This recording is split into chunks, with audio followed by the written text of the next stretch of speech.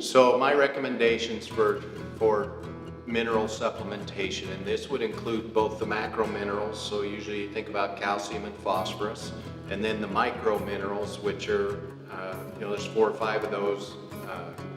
Copper is the one we usually think about, so there's those micro minerals. When I talk to people and encourage them and give them recommendations about mineral supplementation, because there has been a lot of poor performing minerals in the past, and people have spent a lot of money with not a lot of results. And so there's some things that will help you be much more successful in a mineral supplementation program.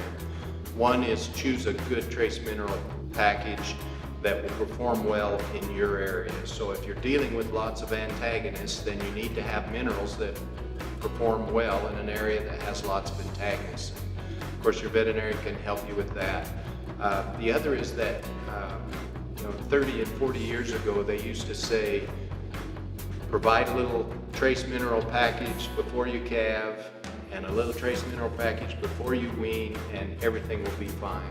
And that's just not the case. There's been lots of research recently to indicate that it's very important to supplement trace minerals year-round. There's something going on with either that cow or the fetus developing that needs that trace mineral year-round. So it's important to supplement that year-round.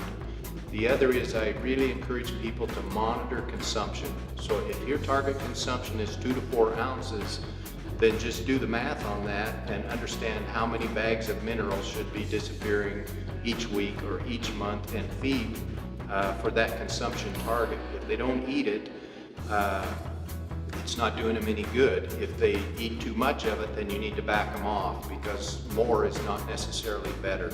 So feed towards your target consumption. The other thing that a person needs to realize is that consumption is driven by salt. So oftentimes in years past they used to say consumption was driven by something. They used to use phosphorus a lot, or some other element that the cow is deficient in. And that's just not the case either. So salt is the driver. So the tricky part is to make sure that your consumption is accurate, and so sometimes you have to get a mineral adjusted a little bit for the salt content so that you get your consumption correct for your particular place.